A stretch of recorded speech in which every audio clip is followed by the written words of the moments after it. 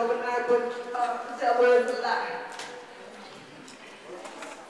My name is Jackie Eisen, and I stand before you as a person who has sat at many meetings and also a member of many organizations in this community. What I missed at sitting at those tables was the parents. And here goes my pitch. No longer will we stand by and allow the dictatorship of the governor, mayor, and even the Wisconsin Department of Education and other associations to dictate, speak, or create what we know is best for our children. For the last 20 years in counting, Milwaukee, Wisconsin has been known as a city of social engineering projects and programs. Detail in point, the Fall W-2 welfare program, which the state and local county levels Wisconsin governors have continued to look the other way, avoid addressing the real true beginning of the hidden secret of the state of Wisconsin, more than once directed toward the city of Milwaukee. Remember, sticking to Milwaukee? Now it's taken from Milwaukee. We face and address the known hidden secret that have now surfaced and is called poverty, poverty, poverty. We the parents, grandparents, aunts, uncles, cousins, first, second, and third, and those of us who have court-ordered guardianships and others of children attending Milwaukee Public Schools, we demand addressing the real issues of poverty, poverty, and poverty is the real, true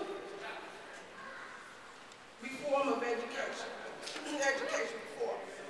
We the parents of Milwaukee Public Schools send our children to school each day from homes facing the various issues below.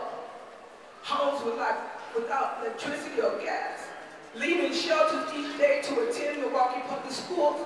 It's reported over 1,000 Milwaukee Public School students are homeless.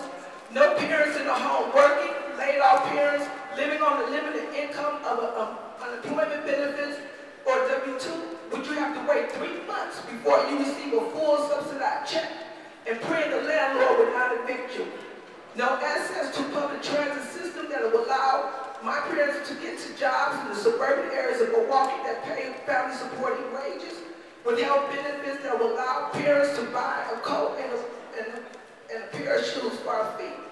Neighborhood schools closing down in our neighborhood, and an NPS curriculum that don't meet the criteria my children needs to further her pursuit in higher learning or entrepreneurship.